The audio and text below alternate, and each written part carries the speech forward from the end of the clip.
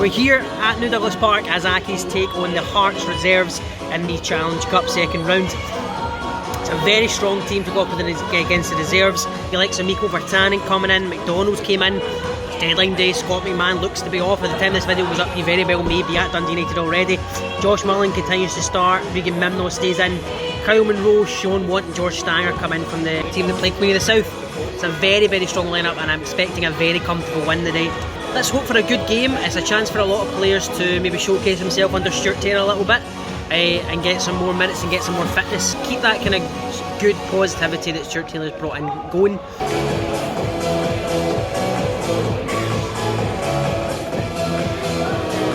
Just like that, Accies make it 1-0 here. Miko Vertanen makes his first goal. A brilliant looping header into the top right hand corner gives Accies a 1-0 lead. It's all high press, same against Queen of the South. Really, really pushing for the ball, and it's a brilliant start. Let's hope for a lot more goals. Come on, Accies. It has pretty much been all Accies. Hearts have had a few spells of possession but not threatening much, and we are dominating the game as we're expected to. It's just getting that final finish, that final touch, just to get us a kind of comfortable goal, because no matter who you're playing, 1-0 up is always a bit wary, so kind of put it to bed by half time is the aim. Half time, and it's still Accies 1, Hearts 0. As I said previously, Accies just absolutely dominating this game. Been pressing high, our passing's been quick. Stuart Taylor's demanding that we win the ball back quickly, get to second balls, something we didn't really do previously under Rice. So it's still a positive showing. You can see the kind of team he's trying to build and the kind of play style he's trying to implement. One kind of big thing from the first half was Sean Watt gets stretchered off, unfortunately. A head knock with Miko Vertanen. It didn't look like much at the time, but he stayed down and eventually had to get stretched off, so that's a bit of sad news. So let's hope he's okay and it's not too bad and we can see him back soon. Matheson though has came on back into the right back and he's moved Ben Sterling into centre back, so it's a young, inexperienced centre back pairing, but Hearts haven't really troubled us, so I don't think that'll cause as much issues. But let's hope we just get that second goal, put the tie to bed, and can have the second half a bit more comfortable. Hearts make it 1 each here. We've had, like I said, half chances but not been able to take anything. It's a good cross in and the Hearts striker scores, but they're pushing again here and they've got another. Accies from 1-0 up, or 2-1 down in about 30 seconds. I can't believe that. There we go, Accies are fucking 2-1 down against Hearts reserves. Wow. You can hear the calls, man. I mean, we were very, very comfortable and now we're fucking 2-1 down. Right, okay, here we go. Accies make it 2 each here. Andy Ryan picks up a sloppy back pass, rounds the keeper, plays it across the box to Lewis Spence, who just taps it home. Hearts are pushing up very high, which is leaving a lot of space if we can counter. Marley Redfern's also on, so I'm interested to see what he can do as well. Let's just hope we can push on and get another. Come on, Accies. There it is, Accies are 3-2 up. Andy Ryan with a goal. I mean, a goal and assist have come on, that's the difference he can make. Cuts in on his left and it's a lovely curling effort in off the far post to put Accies in the lead. This game is definitely not over though, because our defence is a bit shambolic, but so Hearts will have chances, I'm sure. Let's hope we can shut them out, hang on to the win. What a difference Andy Ryan's made to this team though. Just having a presence up there, having somebody who can hold the ball up, is making runs in behind, and he gets in those positions, is able to at least get an accurate shot off, and it's turned that time into a goal. Come on, Accies.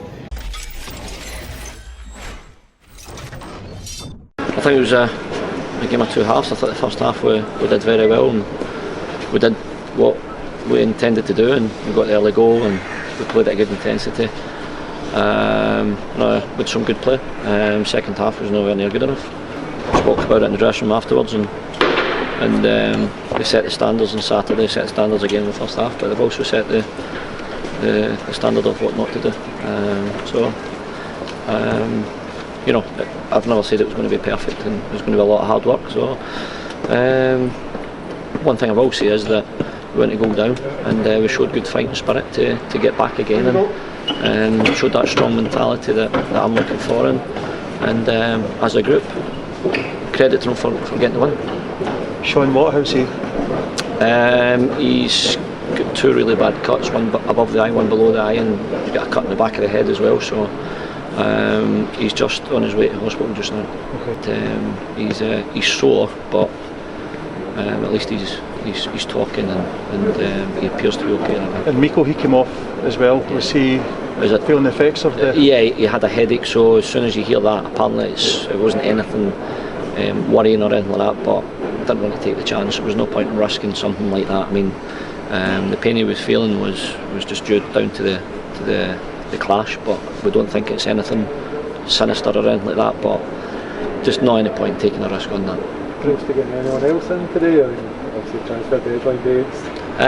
There was a lot happening. There was a lot going on, but yeah, it didn't happen, so we move on. Simple as that. We you know, you do your best to try and get things across the line, and for whatever reason, you know, it didn't happen but you move on, and that's that. We've obviously announced Scott McMahon's left. Yeah. Unfortunately, that's another one we're down. Does that mean that our transfers have stopped now that there's loan market still available for free transfers? Will we still be looking into those avenues? Oh, it's one of those ones, because we're a progressive club, that if something comes up that we like, then, you know, we'll speak about it, and if we feel as if it's going to be an addition to us, then we'll do it. But we're not going to just bring someone in for the sake of bringing someone in. It's just, I don't believe in that. It's just, to be honest with you, I don't believe in just bringing someone in to go and fill a gap. And, you know, why you bring them in, you know, how's he going to improve us, how's he going to make us better, and what's the reasons for bringing them in. So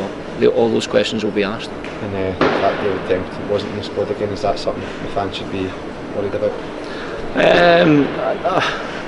He's obviously he's still got his injury. I mean, we'll have to wait until he comes back fully fit. So that, I'm a believer, I'd rather give someone an extra week rather than losing for a month. And if that's what it means, that we have to be that little bit more patient, then so be it. We do that. We just want everybody back fit and staying fit, rather than bringing them back a week early and then he plays maybe 30 minutes and then he's out again for another month. So we'll just be patient with it, and the medical department here is really, really good, so we'll get every trust in him. We'll get him back as soon as possible and get him fit. You've got an 11-day gap now before the next game. Is that coming at the perfect time now? You've got a bit of time to kind of implement yourself a bit more than kind of adapting on the job to the games? Yeah, I mean, you know, you take the fixtures as they are. If there was a game on Saturday, you go and deal with it.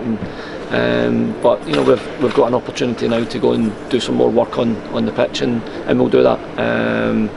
It's an ideal time to work on a couple of things, you know, and not just technically on the pitch, but tactically, and do some physical work as well, and you know, maybe kind of improve all aspects of the game. So it's a good opportunity to go and do that. And obviously, it was no secret that we were looking for a striker, but that's a few occasions now Andy Ryan's really shown himself to be reliable and a dependable striker.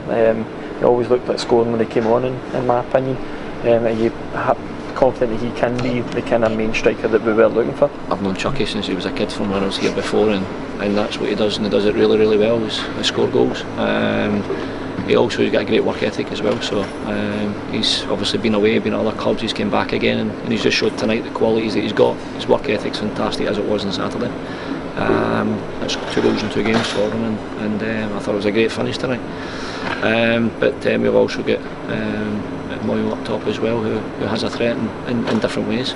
But again, it'll be a great opportunity to go and work with the both of them, as well it will be for the rest of the lads as well, and just working little aspects of their game that hopefully we can improve them for the next game. Definitely looked like a bit more enthusiasm from David Moyo. I think maybe he's got a new lease of life, maybe with the new regime. Do you think there's a lot more you can still get out of David Moyo? Definitely. I think what he showed on Saturday, you know, his work ethic was superb, and I think that was recognised by everybody. Tonight, I asked him to go again. You know, after the Saturday game, the 90 minutes.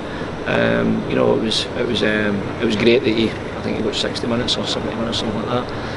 He put a shift in, so that's improved his fitness, and again, we'll go and work him towards the end of the week, going into next week as well. So yeah, it's an opportunity, as you say, to go and work on different aspects of the game. But yeah, looking forward to the next game.